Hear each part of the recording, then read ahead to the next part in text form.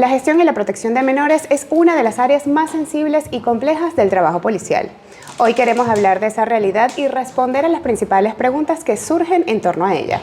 Para ello nos acompaña el subcomisario Ramón Guillermo García Manrique del Cuerpo General de la Policía Canaria, que desde su experiencia nos ayudará a entender cómo se trabaja con menores y cuáles son los principales retos en este ámbito. Muy buenos días, subcomisario, ¿cómo está? Hola, buenos días, muy bien. Bienvenido. Gracias. Muchas gracias. Esta entrevista es especialmente interesante porque nos va a permitir darle visibilidad a un trabajo que posiblemente pasa desapercibido, que quizás muchas personas desconocen, y es por eso que aquí iniciamos. La primera pregunta es que, ¿cómo funciona este grupo de menores y familias del Cuerpo General de la Policía Canaria? Pues bien, nosotros tenemos ese grupo en las dos provincias diferenciados, ¿vale? Que trabajan pues, un poco al unísono, y lo que trabaja es intentando conseguir que el futuro de nuestros menores aquí en Canarias pues sea lo mejor posible, ¿vale? Trabajamos en el aspecto, en dos patas principalmente, que son la protección y la reforma, ¿vale? En el ámbito de la reforma, pues ¿de qué hablamos? De esos menores infractores, esos menores que han cometido algún hecho delictivo, ¿vale? Y por otro lado, en reforma hablamos de esos menores que se encuentran en una situación de riesgo o incluso llegando a la posibilidad de encontrarse en desamparo, pues tratar de darle una solución a esa situación. En ambas vías se trabaja con distintos orígenes. En el ámbito de la reforma, lo que hablábamos de esos menores que están en una situación complicada por ser infractores, por haber cometido algún tipo de ilícito penal, normalmente nosotros como unidad especializada trabajamos a demanda. En ese sentido nos requiere, por ejemplo, Fiscalía o los juzgados de menores una actuación concreta al tener conocimiento de un hecho delictivo cometido por un menor, aunque nos puede venir por otra vía, a lo mejor que tengamos nosotros conocimiento a través de otra unidad que ha trabajado, ha tenido conocimiento de que hay un menor en esa situación. En cambio, en el tema de la reforma, de la protección, ahí el origen de la información sobre la que nosotros trabajamos es muy varia, ¿vale? Nos puede venir desde otras fuerzas y cuerpos de seguridad, otras unidades que actúan y observan una situación de riesgo de un menor, también Fiscalía, Juzgado, Servicios Sociales, la Dirección General de Protección a la Infancia y la Familia del Gobierno de Canarias, Servicio Canario de Salud. Al final, enseñanza, ¿vale? Nos llega mucha información de los centros educativos porque al final nuestros menores pasan mucho tiempo con los profesores y muchas veces se convierten en un pilar fundamental en su día a día, en su vida, y pues les verbalizan cosas que no se atreven a hablar con otras personas porque no tienen esa confianza. Entonces también es un lugar del que nos viene mucha información para nosotros iniciar pues una investigación y tratar de dar solución a esa situación delicada. Sin embargo, entiendo que se pueden interconectar, ¿no? Puede darse el caso que un menor pueda ser infractor, pero también estar en una condición de desamparo, ¿correcto? Correcto. Uno de los riesgos de las situaciones que más nos encontramos es lo que conocemos nosotros como el ciclo, ¿vale? Evidentemente, en muchas ocasiones la protección y la reforma se encuentran enlazados. ¿Por qué? Porque al final un menor infractor probablemente vivió una situación en la que no supimos o no vimos esa situación delicada y está replicando pues al final acciones que vivió, que aprendió de pequeño, con lo cual es un ciclo en el que no haber sido atendido a tiempo, haber frenado esa situación de riesgo en la que se encontraba el menor, adquirió una serie de conocimientos y un modo de vida que luego es el que refleja según va creciendo, ¿vale? Entonces sí que existe esa interconexión entre la protección y la reforma, y evidentemente también el que derives por un camino delictivo en muchas ocasiones también es porque te encuentras en una situación delicada detrás y es al final tu forma de exteriorizarlo, ¿vale? El terminar pues escogiendo un camino equivocado. Definitivamente son labores complejas, ¿no? Muy complejas. ¿Cuántas personas forman parte del grupo? Bien, por ejemplo en Tenerife ahora mismo hay 11 personas, dentro de poco seremos 13 porque se incorpora un compañero y demás, y en Gran Canaria hay 13 en lo que es el grupo de menores, y luego tenemos un subgrupo de vigilancia contra la violencia contra la infancia y la adolescencia, que son 7 agentes que se encuentran adscritos al juzgado de instrucción número 3 de Las Palmas, que es el primero pionero juzgado en toda España de protección contra la violencia contra la infancia y la adolescencia, y esos agentes están adscritos a ese juzgado y trabajan específicamente en las materias que le encomienda ese juzgado. No se dedican tanto a lo que hemos hablado antes de protección y reforma, sino a investigar casos más concretos, pero bueno, son dependientes también de este grupo de menores.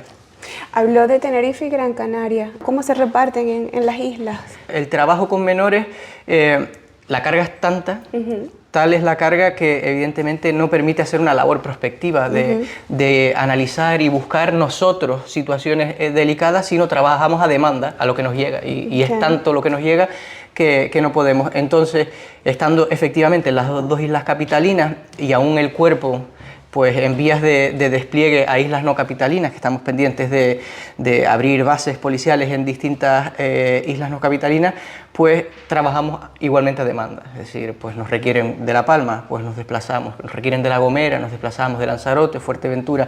De hecho, por ejemplo, en La Palma, que es lo que nos ocupa, nos encontramos en La Palma, este año hemos hecho 5 visitas. Que bueno, pueden parecer pocas visitas, al final 5 a la isla, pero cierto es que cuando venimos lo que intentamos es traer un cúmulo de casos para trabajar. Es decir, cada desplazamiento no viene un agente, no vienen 2 agentes, sino vienen 3, 4, 5 agentes que vienen a trabajar en 4 o 5 casos al mismo tiempo para poder dar atención a aquellas cosas que se han ido quedando en el tintero y poder atender a las islas no capitalinas. ¿Y cuáles son este tipo de situaciones que ocurren con mayor frecuencia y qué tipo de complejidad tienen? A ver, con mayor frecuencia, como hemos hablado de protección y reforma, me gustaría decir que trabajamos al 50% en las 2 vías, pero no es así. Evidentemente, como antes le decía, el origen de la información que nos llega de situaciones delicadas, tanto en protección como en reforma, protección nos llega información de muchos más lugares. Centros educativos, del Servicio Canario de Salud, de la Dirección General de Protección a la Infancia y Adolescencia, a la familia, perdón, juzgados, fiscalía, otras fuerzas y cuerpos de seguridad, otras unidades que trabajando tienen conocimiento. Al final, como las fuentes de información son tan grandes, es en donde más trabajamos, en esa protección del menor para intentar conseguir que el trabajo de reforma sea menor. Es decir, si nosotros somos capaces de atender a nuestros menores con la suficiente profesionalidad y con la suficiente antelación, podremos evitar que el trabajo en reforma pues sea menor. Entonces, ¿dónde más trabajamos? Evidentemente en la protección.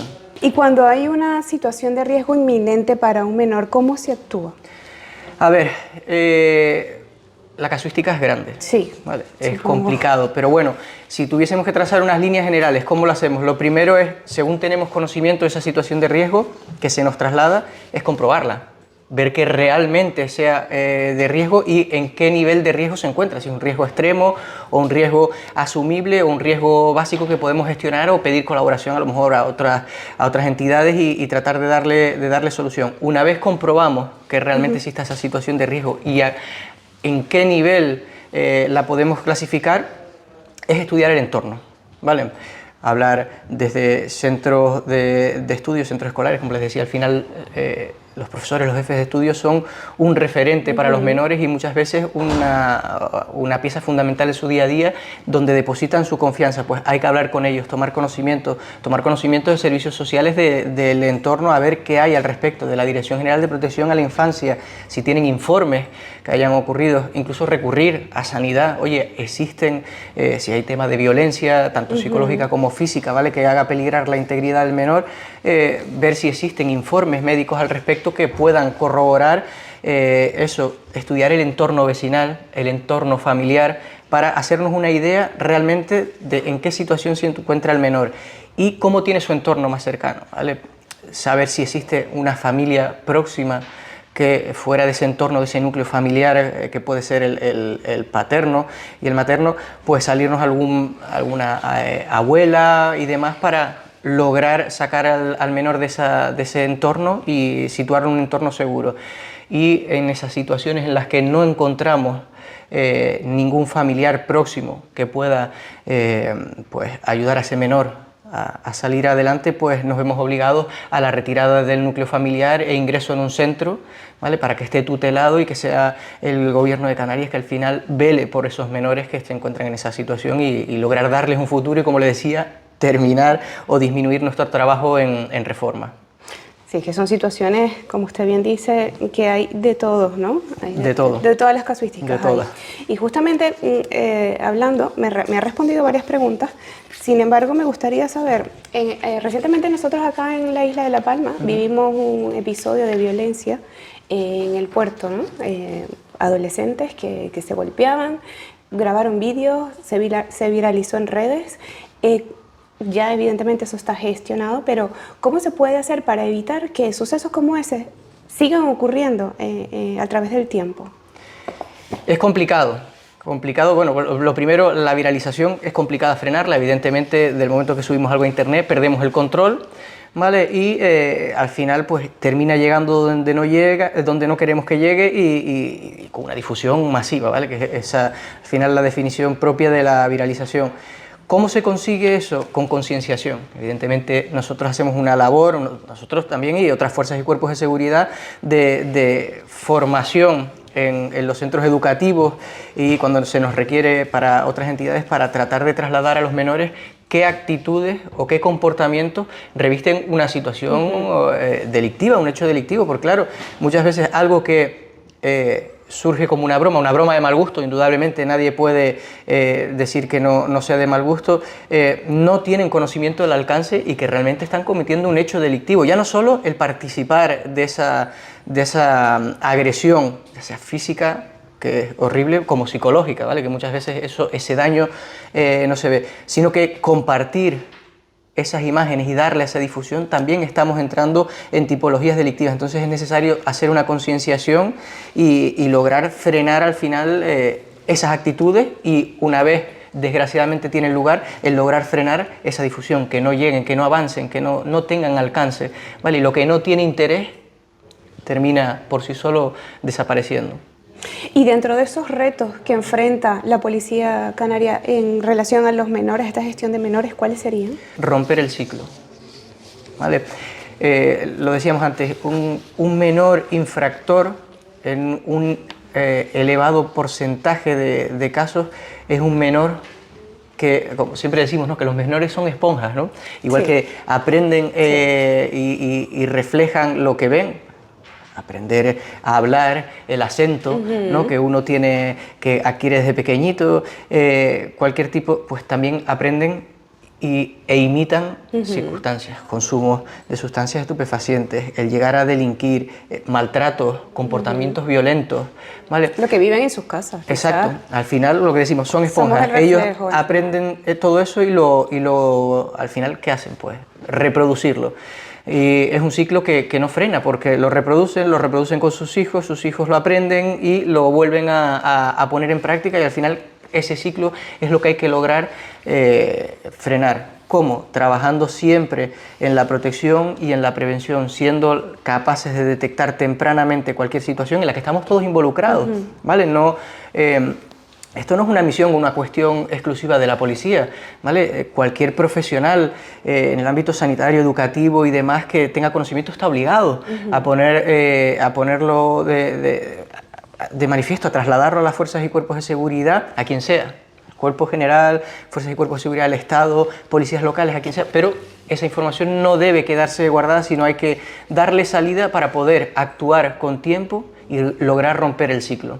Así que ese es el reto principal, frenar y acabar con ese ciclo que desgraciadamente pues, nos pone y nos sitúa en la situación. Totalmente. ¿La Policía Autonómica también participa en la gestión de menores que llegan a nuestras costas canarias? Correcto, esto comenzó a finales del 2024, septiembre, sobre el 20 y algo de septiembre hicimos los primeros traslados. Se nos encomendó a través de la Dirección General de Seguridad pues el tema de la fiscalización de esos menores que llegan, que son recibidos en puerto, una situación la verdad que bastante complicada después de días de travesía, que ya un adulto viene rendido, pues un menor con con más razón, y máxime cuando vienen no acompañados, o sea, no tienen un adulto de referencia que vele por su seguridad. Entonces son atendidos por, en primera instancia, Cruz Roja, después Policía Nacional, los documenta y demás, y les da esa primera atención, y nosotros rápidamente nos desplazamos a recepcionarlos, a que Policía Nacional nos haga esa entrega y a ver en qué centro de referencia deben ser al final reubicados para su atención por parte del Gobierno de Canarias. Porque ustedes son los que los reubican. Nosotros somos el nexo de unión entre las fuerzas y cuerpos de seguridad del Estado y el Gobierno de Canarias para la tutela de esos menores. Al final nosotros nos desplazamos, los recogemos, vemos que la documentación sea correcta y demás, y luego los ingresamos en el centro que corresponda que nos indiquen, ¿vale? Hacemos ese traslado. Con lo que supone, porque si antes hablábamos que nos encontramos hoy por hoy solo en islas capitalinas, ¿vale? Y que tenemos el personal que tenemos, porque antes le he hablado de 12, 13 agentes, pero con la carga de trabajo que tenemos, más sumado esto, pues se complica.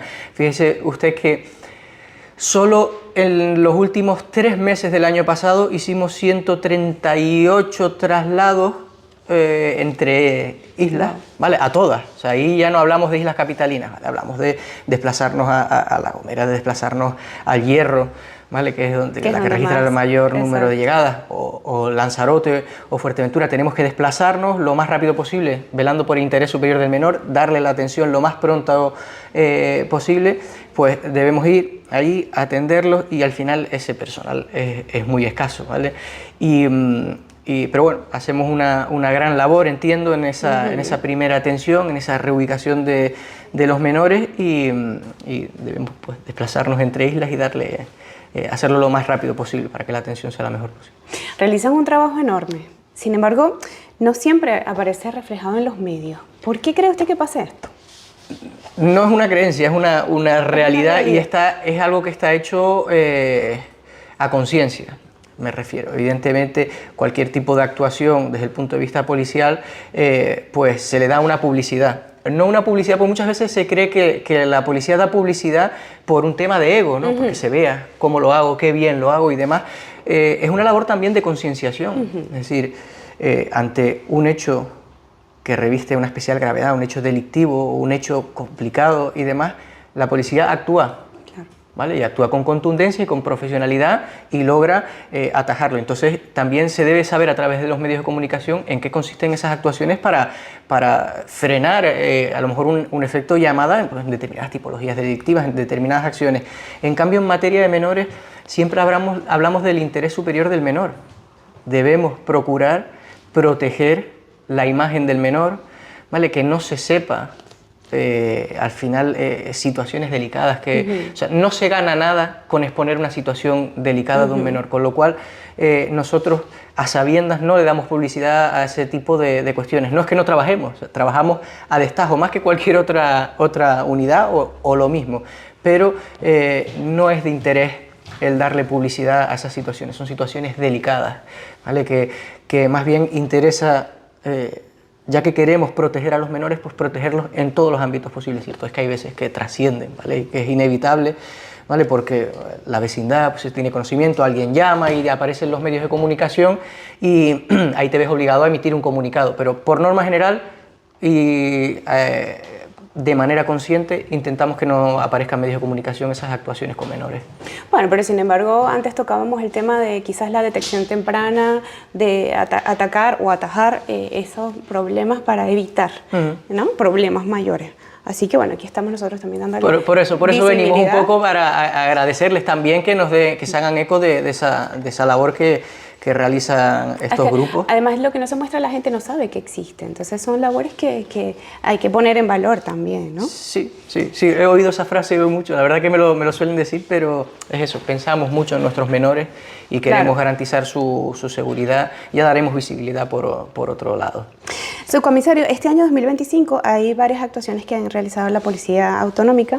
Me permite leerla como Incubo, Cávila o Artemisa, no sé si lo estoy diciendo correctamente, que ha tenido mucha repercusión mediática. ¿Nos puede hablar de estas actuaciones, de estas operaciones?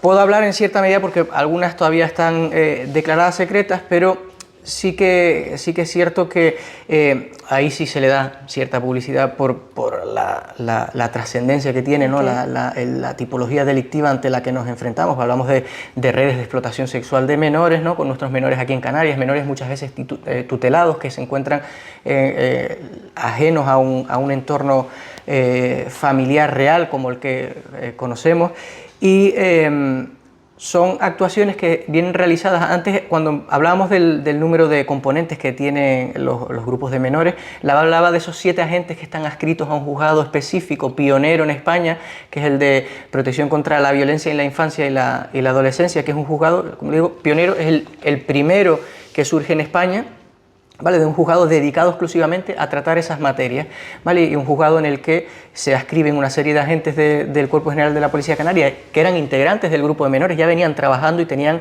ese conocimiento, y es un grupo altamente especializado en el trabajo de situaciones delictivas de violencia contra la infancia y la adolescencia. Y esas 3 operaciones que usted me menciona han tenido lugar en este año, ¿vale? Han sido de elevada repercusión. Hablamos de salir a nivel nacional en medios de comunicación, incluso algún medio internacional hacerse eco de esa actuación. Entonces sí que es digno de mención y de reconocimiento la labor que están realizando estos compañeros en esas materias.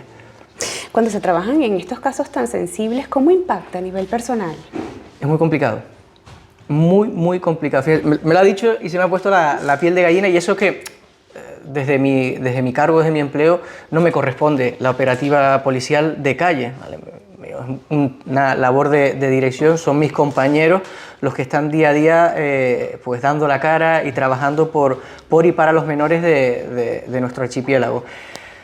Es complicado, porque claro, si ahora nos pusiésemos aquí a hablar de las situaciones que encuentran mis compañeros diarias, hablaríamos a moco tendido. Claro. Son situaciones complicadísimas, situaciones durísimas las que se encuentran, pero que van más allá de lo que uno se pueda imaginar, ¿vale? Entonces, claro, ¿qué ocurre? Que esta gente, estos compañeros, no desconectan. Tienen sus días de libranza, pero claro, imagínese un punto de venta de material falsificado, ¿no? Vamos a poner un delito contra la propiedad industrial o intelectual, un punto de venta de bolsos de renombre y de firmas. Bueno, pues se va trabajando ese hecho delictivo, hoy no, mañana veo y demás, la semana que viene lo retomo porque me dedico a otro. Un menor en una situación de riesgo no vale me voy y mañana lo veo. Claro. Porque mientras yo me voy a descansar, ese menor sigue sufriendo. Con lo cual, figúrese en qué situación se encuentran estos agentes a diario. Y es gracioso porque hace 2 días tuvimos la cena de Navidad de hermanamiento, ¿no? del grupo de la provincia de Tenerife, y estábamos sentados ahí y los oía hablar de trabajo, ¿no? Porque el informe, hiciste esto, y dice, no daba crédito, no son capaces de desconectar, y es complicado. Y cuando encima uno es padre, ¿vale? Y viene de retirar a un menor de una situación complicada y llega a casa, el mirar a tus hijos a los ojos se complica. Es duro, es duro. Eso, esa no desconexión, esos casos que ven, lo que escuchan cuando llegan al lugar y demás, es muy complicado. Entonces nosotros tratamos muchas veces pues con formación a los agentes, con entrevistas con psicólogos, terapias de grupo, para que ellos expongan y hablen abiertamente y logren crear ese caparazón que necesitamos muchas veces para que todo eso les rebote y no les afecte a su día a día, pero se hace complicado, se hace cuesta arriba.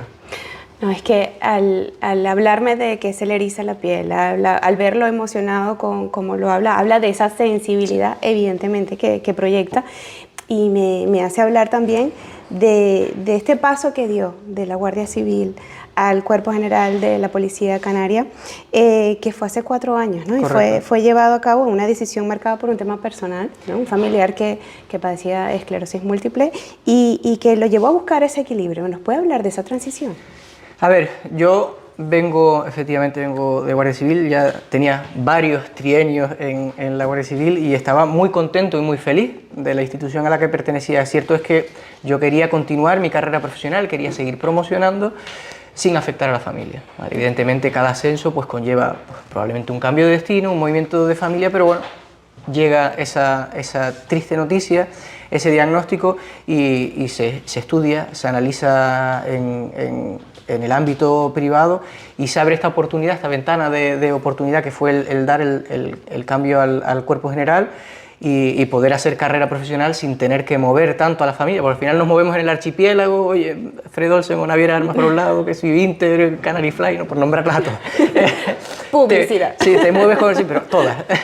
Te mueves de un lado a otro y en un ratito estás en casa, ¿vale? Lo peor que te puede ocurrir es que estés a media hora, 40 minutos de casa, ¿vale? Okay. Entonces se toma esa decisión y también porque, bueno, oye, el proyecto era y sigue siendo, pues, ilusionante, ¿vale? Entonces, pues, decido dar ese paso y venirme al cuerpo general y es donde ahora nos encontramos. Además que forma parte, ¿no?, de la asociación Pigeon Trail Project, que busca dar visibilidad, ¿no?, a toda esta enfermedad, a las personas que lo padecen. Pues háblenos un poco de esta asociación, cómo es su colaboración. Esta asociación surge hace más de una década, ¿vale?, en un grupo de amigos en el que pasa exactamente lo mismo, un diagnóstico y ese grupo de amigos pues se ve desbordado porque además un diagnóstico, dentro de la enfermedad existen distintas formas de manifestarse, ¿vale? La llaman la enfermedad de las 1000 caras, ¿vale? Y este diagnóstico en concreto fue bastante agresivo y pues surge la idea que eran amantes de correr en la montaña y dice, ¿qué hacemos? Pues damos visibilidad, corremos con una banderola que ponga corremos por la esclerosis múltiple y al final esa iniciativa fue rodando hasta hablar de una asociación hoy en día con más de 40 o más de 50, de 60 usuarios diagnosticados que se benefician de las ayudas de la asociación y cientos de socios que visibilizan, que van a las carreras, que realizan retos. Nosotros dentro de ese ámbito de hacer retos tenemos lo que conocemos como darle la vuelta, ¿vale? Darle la vuelta a cualquier cosa. Retos que al final hemos logrado con ese desarrollo del reto, pues llegar a más gente, mayor visibilidad. Hace unos cuantos años le dimos la vuelta a Tenerife corriendo por asfalto sin parar. Wow. 6 corredores, una autocaravana y siempre corría uno, 5 descansaban y sin parar pues hicimos 276 kilómetros, pero esa locura fue más allá y hemos tenido 12 horas de natación ininterrumpida y este año desarrollamos un reto muy bonito que fue el de hacer el Camino de Santiago desde Francia, desde Saint-Jean-Pied-de-Port, 780 y pico kilómetros, igual, 6 corredores, sin parar, 4 días, 19 horas, se alargó un poco porque se nos rompió la autocaravana y tuvimos que cambiar de vehículo y demás, y lo bonito además independientemente del reto, es que 2 de esos 6 corredores estaban diagnosticados o están diagnosticados de esclerosis múltiple y le dieron la vuelta a su enfermedad y lograron cumplir con ese reto. Wow. Y en eso es lo que trabaja esta asociación, en darle un punto de vista completamente diferente, desde el buen rollismo, de reunirnos, de ir a la playa, fisioterapia en la playa, de todo. Darle una vuelta a cómo funcionan las asociaciones normalmente, o sea que es un proyecto muy bonito. Qué bonito, pues bueno, ojalá que este espacio también sirva para proyectar y darle visibilidad a esta labor tan bonita con este proyecto. Seguro. Subcomisario, ya casi terminamos, pero vamos a concluir. ¿Cómo se ven los próximos años el cuerpo general, este grupo de menores en el cuerpo general de la Policía Canaria? Hombre, este grupo de menores yo quiero verlo con el triple de personal o más, ¿vale? Para poder, como decíamos, dar atención a nuestros menores e intentar que el trabajo en reforma sea el menor posible. ¿Cómo lo veo también? Pues con personal en todas las islas, ¿vale? Para poder atender a los menores directamente sin tener que acumular casos y desplazarnos a las islas no capitalinas, sino estar de manera presente y poder atender a esos menores que tanto lo necesitan. Y lo veo así y sé que va a ser así, porque al final la tendencia es a desarrollar esta policía y a crecer. O sea que hablaremos de ello en un futuro y veremos cómo se ha cumplido ese presagio. Amén, ojalá. Y ya para culminar, ¿qué es lo más gratificante que usted vive, que siente al formar parte de este cuerpo general de la Policía Canaria? Hombre, la labor policial al final siempre es gratificante. El poder ayudar al ciudadano, el estar al servicio del ciudadano, eso nosotros decimos, ¿no? El llegar a casa con la satisfacción del deber cumplido, sabiendo que servido a la sociedad, que he logrado acabar con situaciones delicadas, sobre todo en el ámbito de menores, que es lo que nos ocupa, pues eso es lo más satisfactorio, el llegar y decir, he conseguido acabar con una situación delicada y le he dado paz a quien no la tenía. ¿Y qué mensaje le gustaría dar a la población que en este momento nos está viendo? Pues nada, que sepan que el Cuerpo General es su policía, ¿vale? Que trabaja codo con el resto de policías, fuerzas y cuerpos de seguridad que hay en el archipiélago, por tratar de hacer un espacio mucho más seguro, un archipiélago seguro, donde reine la paz y donde todos los canarios pues, se encuentren en una situación ideal, que eso es lo que buscamos. Subcomisario, muchas gracias por acompañarnos esta mañana, gracias por la labor que hacen y pues que sigan los aciertos en estas decisiones. Muchas gracias, placer.